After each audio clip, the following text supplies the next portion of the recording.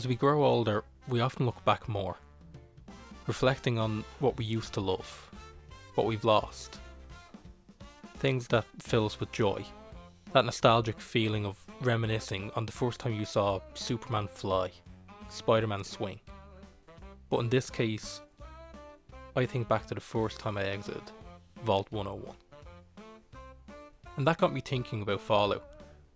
It might not be obvious based on what I've made in the past, but honestly, Fallout was my first real love and passion in the media space. And Fallout 3 was probably the first game that I really got hooked on, and looking back on them now, something stands out to me. Fallout isn't the same.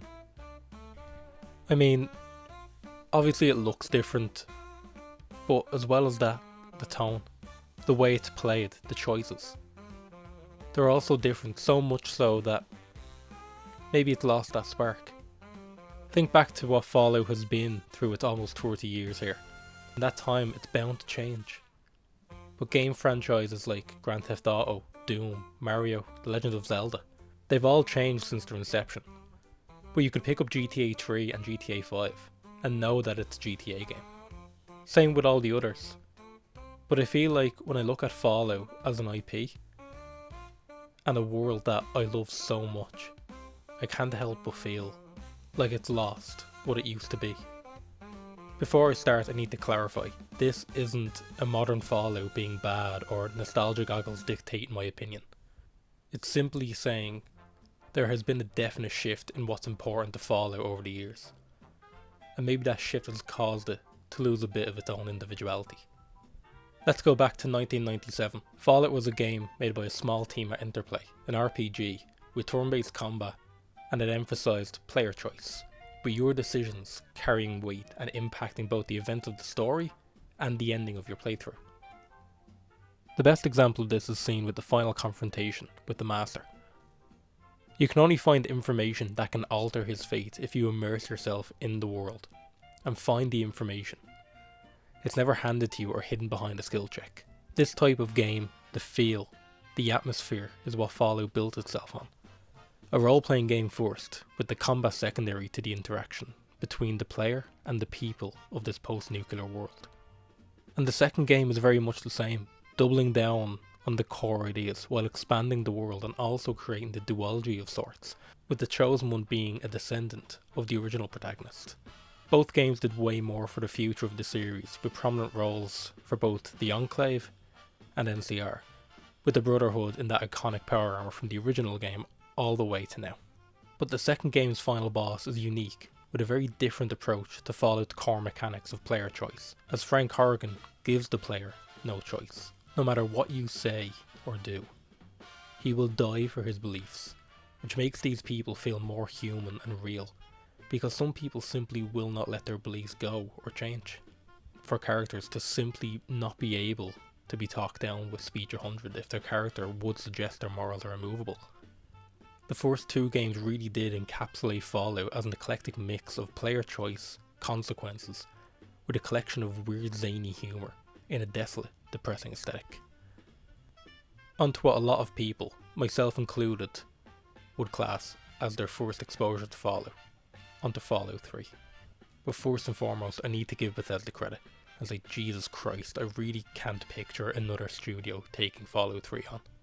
To this day, if someone asks me to picture Fallout, the first thing I think of is the desolate capital wasteland, with its green tint, dodgy gameplay and NPCs that look like they're being held together by melting clay. But despite that, I still can't help but get consumed by the atmosphere of the game.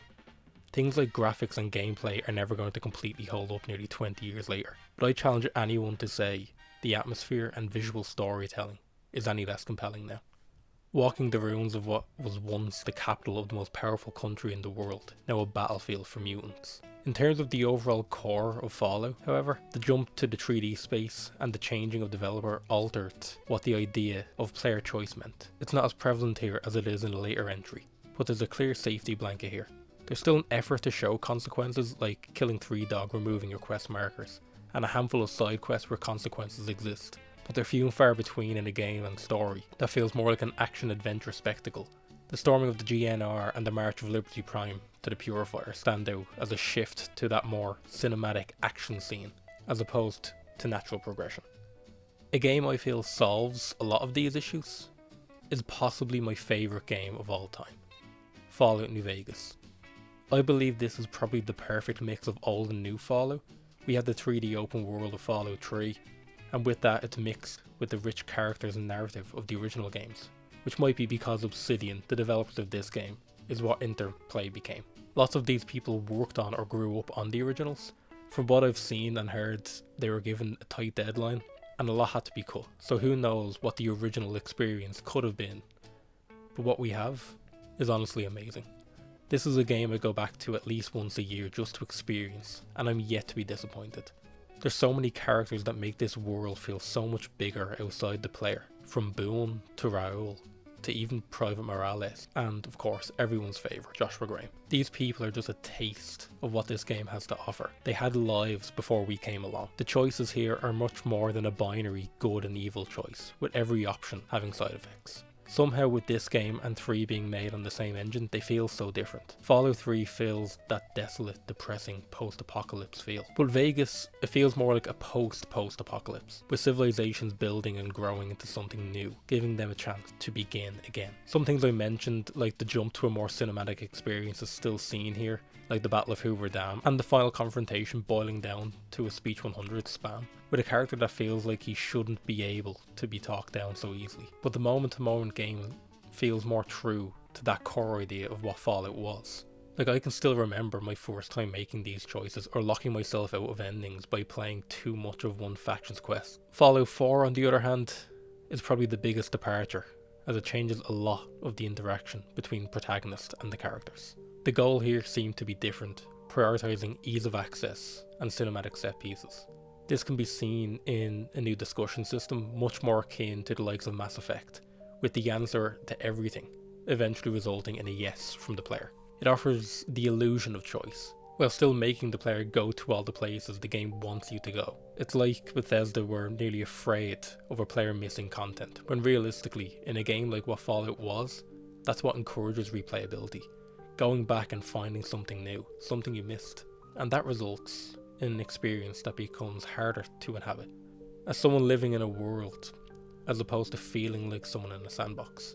What once allowed players to drastically change the outcome of the end devolved into instead every ending having your son die. It just depends whether the Institute, Brotherhood or Railroad end up being expelled from the Commonwealth in the process. There is no semblance of your moment-to-moment choices mattering, other than what faction you join. And it's become much more of a cinematic experience, with the first hour having you fight a Deathclaw while you're decked out in power armor, and the end, if you choose to side with the Brotherhood, being a literal carbon copy of Fallout 3's March of Liberty Prime, following an explosion from afar, while the others just have you blow up the Pridwin from a safe distance so you can watch the explosion.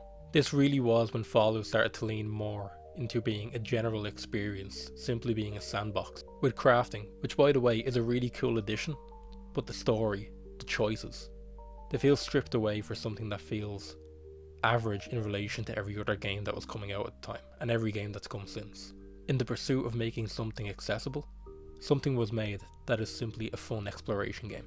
There's not really much to say about Fallout 76 that I haven't said about Fallout 4. Ever since launch, there has been an effort to include player choice again, but at its core, it's more of a survival crafting open world game. So for now we'll skip it, and so we come to the last part of our discussion, with a brief talk about the Fallout TV show. Now, this was a dream for me when it was announced, and honestly for the most part it stays true to the core idea from the game. As I was writing this script, I actually genuinely unlocked an opinion on these characters. Lucy to me is basically the archetypal goody two-shoes doing a no-kill run essentially. Very much like a your first playthrough type of character. Maximus is very much a figurehead of what Fallout is now. The finale of Season 2, seeing him fight a herd of Deathclaws in power armor, living out the power fantasy from the newer games, while keeping that idea of action set pieces at its core. And the Ghoul honestly reminds me of what characters we play as should be, or simply what seasoned players of these games are. A person wandering on his own quest separate to everything else, gently tipping the balance in favour of who he thinks will best suit his needs. Now there is certain liberties the show takes with the lore. I feel it compromises the player choice in the game. But this is unfortunately what we pay for such a commercially successful adaptation. It's never going to be one-to-one or your ending to the game, but Fallout at its core was built for the player to feel their ending was the true one. And you know, I think that's the root of it. Fallout isn't just a niche IP anymore. So many people are enjoying this franchise now.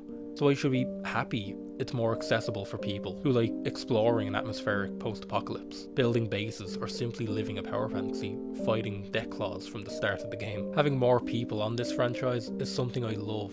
I can finally talk to people about what makes these games special to me, and everyone has a different answer. But with how Fallout is seen now, it has lost that initial identity of an RPG with rich characters and genuinely difficult choices, and has now become more of an idea, a place for a power fantasy to take place, with a unique setting, but with none of the substance that made Fallout special initially. Who knows what the future of this series will be? The rumblings of a Fallout 3 and Vegas remaster are in the air. Obsidian and Bethesda, both under Microsoft now. Maybe, just maybe, we'll get a game that has that core Fallout feel again. It's a fight for balance of what everyone likes and wants. A war of ideas. And war never changes.